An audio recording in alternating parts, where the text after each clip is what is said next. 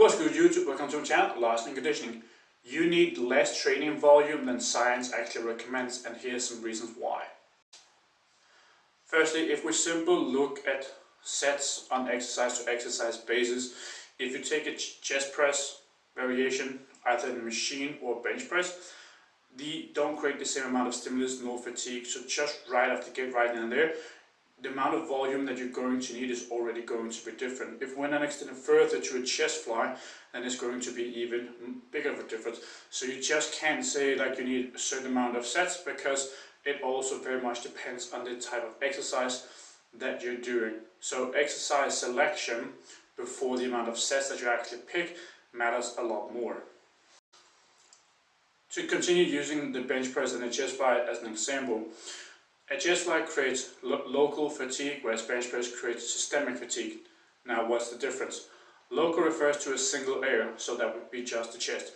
Systemic refers to the body as a whole, so your lungs, your cardiovascular system, your CNS, multiple muscles in it as well. So it creates a lot more fatigue. So you just can't compare saying like 5 sets of bench press is the same as 5 sets of chest flies. It just doesn't track at all.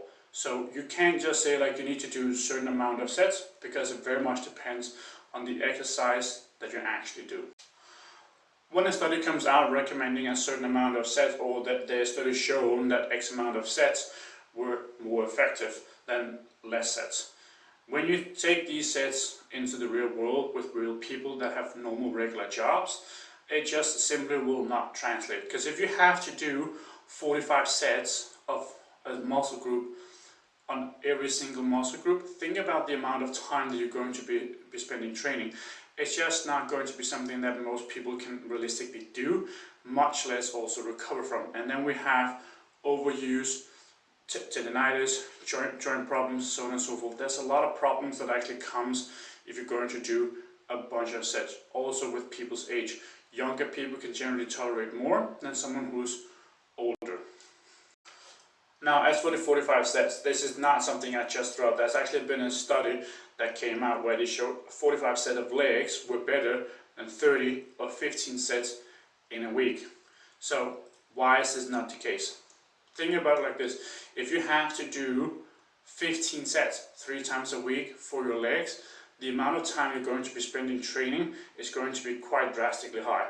If we just lowball and say each set is 30 seconds and you rest 2.5 minutes, ultimately you're going to end with almost 2 hours of training, just legs 3 times a week. So that would be almost 6 hours of training, just your legs alone, nothing else. Think about that realistically speaking, how you're going to translate that into the real world. How much time are you going to be spending training? If you're going to have to train your legs 6 hours a week, then your chest, your back, your shoulders and arms, also 6 hours a week, you're going to be spending something like 8 hours a day in a gym. If you have to keep doing that, that's not realistic at all. Nobody can do that. This is something that with science that you always get wrong when you make studies upon these things, because they make a controlled study in a very controlled environment and only do, in this case, just legs and only legs. 15 sets, 3 days a week, and then 10 sets and 5 sets in 3 different groups, and you only test that out and then compare the difference. That's all they do. They don't take that and extrapolate that out to all the muscles of the body and then look at how much inflammation, tendinitis and all those sorts of things that you actually get to develop if you were to implement that approach to every single body part. So they don't look at a full picture. So when you look at a video or someone talking about like, this is like the new science recommendations that you should do X amount of volume, you're going to have to think about realistically, is this even realistic and can it even be applied to a normal person? Then you also have to consider the amount of time that you invest into something and how much you get out of it. So even though a certain amount of sets on a certain amount of exercises may potentially net you like 5 or 10% more than something else that is less, and that is something that you can actually do for a very long time, is that really worth it for the regular person? Again, you're most likely not an athlete. If you're an athlete, it's going to be a different ball game.